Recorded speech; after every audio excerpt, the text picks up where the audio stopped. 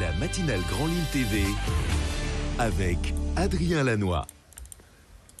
Lundi 20 juin, bonjour à toutes et à tous et bienvenue sur Grand Lille TV, 7h15, nouvelle édition en direct ce matin du journal de la rédaction. Et on démarre par les prévisions en météo. Alors on se répète tous les jours depuis plusieurs semaines, mais le temps s'annonce encore difficile aujourd'hui. Beaucoup d'humidité, beaucoup de grisaille, des pluies quasiment toute la journée et les températures en baisse et plutôt fraîches, 16 ou 17 degrés pour le dernier jour du printemps ce lundi. La une de l'actualité aussi, c'est bien sûr le match de l'équipe de France à Lille hier soir au stade Pierre-Mauroy. Résultat nul et vierge face à la Suisse, 0-0, mais les Bleus ont ainsi assuré l'essentiel, la première place de leur groupe. Le public nordiste n'a certes pas vu de but, mais a profité de la fête. Il y avait vraiment une belle ambiance hier soir aux abords du stade Pierre-Mauroy. Environ 10 000 Suisses et 40 000 Français réunis dans la bonne humeur, et cela avait commencé dès le milieu de journée dans le centre de Lille, et puis à Villeneuve d'Ascq en fin d'après-midi. Des dizaines de policiers étaient bien présents autour du stade, mais tout s'est déroulé dans le calme et un esprit chaleureux. Sur le terrain, la France a donc assuré la première place du groupe et affrontera l'un des meilleurs troisièmes dimanche à Lyon en huitième de finale. Avant le match, le public espérait tout de même une victoire des Bleus ou au moins quelques buts. C'était le cas également au cœur de la fan zone du parc Matisse à Lille, avec cette fois une écrasante majorité de bleus, blancs, rouges et assez peu de supporters suisses évidemment. Ici, le public a d'abord profité d'un concert gratuit avant la diffusion du match des Bleus sur écran géant. Plus de 20 000 personnes réunies sous le soleil et une belle soirée pour encourager l'équipe de France à distance.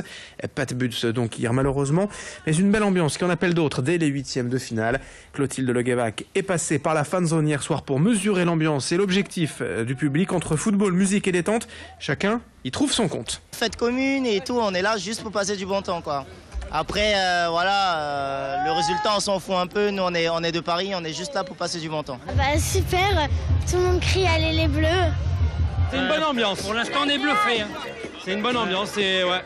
Je m'attendais pas du tout à ça et puis vraiment bien. C'est mieux qu'à la télé quand même. Il y a plus de monde. En plus, le temps est clément ce soir. Donc c'est un grand moment convivial. Assez festif. Il y a la France qui joue ce soir, notre pays. Donc faut être là et représenter notre grande et belle nation. Ça nous fait du bien avec tout ce qui s'est passé ces derniers temps. Là, on retrouve vraiment une bonne ambiance. On fait la fête tous ensemble et puis il n'y a pas de problème, quoi.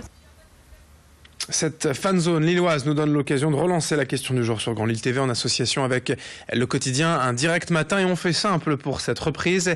Êtes-vous satisfait justement de la fan zone lilloise? Vous pouvez voter sur l'application officielle Grand Lille TV ou sur notre page Facebook.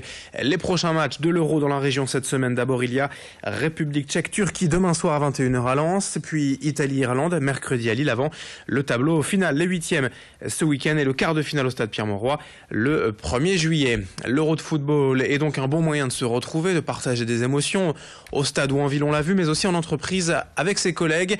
Et comme beaucoup, vous êtes peut-être en plein concours de pronostics durant cet Euro, comme ici à Marc-en-Barœul chez l'Olivier Assurance. Les bureaux ont même été décorés pour l'occasion et chaque service est mobilisé via les fameux pronostics, mais aussi des séances de penalty, un challenge du nombre des ventes mutées en nombre de buts. Les collaborateurs sont invités à se déguiser pour soutenir leur équipe favorite et tout cela favorise bien sûr l'esprit d'équipe et la bonne ambiance entre collègues. On écoute justement ce salarié de l'Olivier Assurance qui apprécie le concours de pronostics. C'est d'amener du fun en interne, c'est toujours de créer du lien avec les collègues, c'est toujours en plus et voilà, et ça fonctionne très bien puisqu'il y a plus de la moitié de la boîte qui participe. Et que ce soit des footeux ou des non-footeux, au final, on se rend compte que sur les pronostics, le pifomètre marche des fois mieux que les connaissances. Du coup, c'est marrant. Ça crée des petites surprises et des échanges avec des personnes avec qui on n'avait pas forcément encore parlé, à se disant « Ah, ça y est, tu m'as doublé. Et comment t'as fait ? Ah, j'ai fait un pronostic au pif. » Et puis, du coup, c'est bien marrant. 7h19, l'actualité en direct. En bref, aussi sur Grand Lille TV à l'Homme. Ce week-end, un jeune homme d'une vingtaine d'années est mort renversé par une voiture rue de l'Égalité. Transporté d'urgence à l'hôpital, ce piéton est malheureusement décédé. Et alors qu'il avait réussi à prendre la fuite, l'automobiliste en cause a été interpellé hier et placé en garde à vue. À l'Ers, après le décès du maire Jean-Claude Vambel le 5 juin dernier, le conseil municipal a élu samedi son successeur. Il s'agit de Jean-Philippe Andriès, jusque-là conseiller municipal et qui fut également le directeur de campagne de Jean-Claude Vambel lors des dernières élections. Et dans le reste de cette édition, on part dans la zone du Petit Menin, entre Neuville-en-Ferrain, Ronc et Tourcoing. Un terrain en pleine transformation et qui, en quelques mois, sera un tout nouveau centre commercial. C'est le groupe Auchan qui a acheté cette parcelle il y a 20 ans, mais depuis, les Verts se battent pour faire annuler ce chantier qu'ils estiment préjudiciable.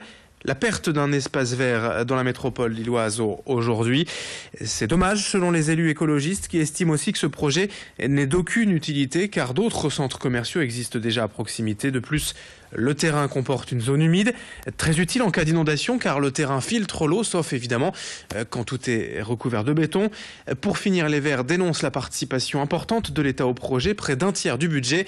Bref, il y aurait mieux à faire selon Olivier Descamps, que l'on écoute au micro de Céline Huret. Cette terre, c'est une terre qui contribue à la protection de la nature, forcément, comme toutes les terres qui étaient normalement